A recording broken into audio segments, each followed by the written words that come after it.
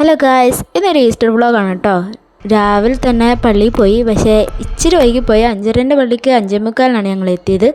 പിന്നെ പള്ളിയൊക്കെ കഴിഞ്ഞു, ഞങ്ങൾ പടക്കമൊക്കെ പൊട്ടിക്കുമായിരുന്നു കേട്ടോ.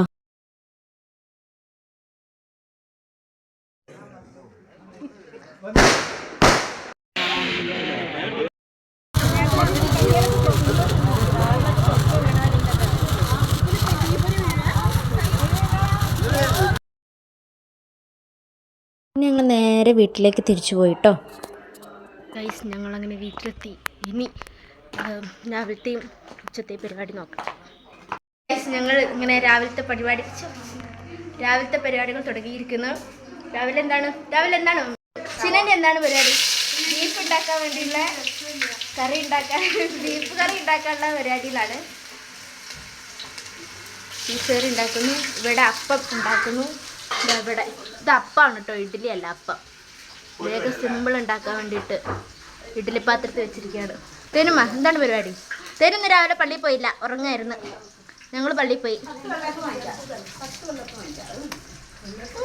മമ്മി, രാവിലെ എന്താണ് പരിപാടി? Beef fry. ഇവിടെ ബീഫ് ഫ്രൈക്ക് ഉള്ളി നന്നാക്കിക്കൊണ്ടിരിക്കുകയാണ്. കണ്ണരിയുന്നുണ്ട്, കണ്ണട വെച്ചിരിക്കുന്നു. ഇനി അമ്മ, ഇതെൻ്റെ അമ്മ.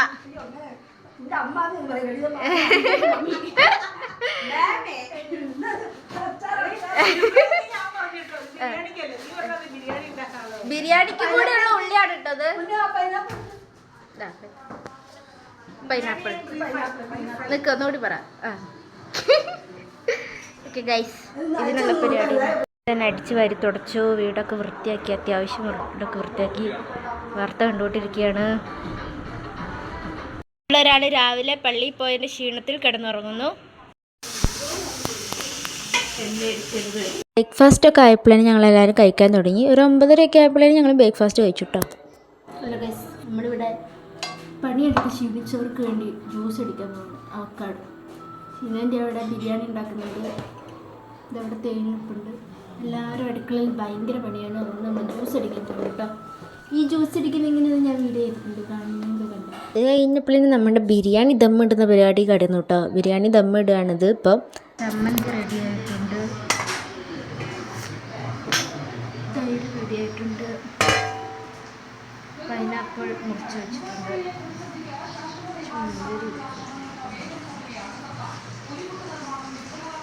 ഗൈസ് കാലക്കെത്തി. സത്യം പറഞ്ഞാൽ അതിനുശേഷം വ്ളോഗ് എടുക്കാൻ മറന്നു കേട്ടോ ബിരിയാണി കഴിച്ചപ്പോഴേനും. പിന്നെ ഈ കാണുന്ന ഇവരൊക്കെ തിരിച്ച് ഇവരുടെ നാട്ടിലേക്ക് തന്നെ തിരിച്ചു പോയിട്ടോ. അപ്പോൾ ഇത്രേ ഉള്ളൂ ഇന്നത്തെ ഈസ്റ്റർ വ്ളോഗ്. ഒരു കുഞ്ഞു വ്ളോഗാണ്. അപ്പോൾ ബൈ.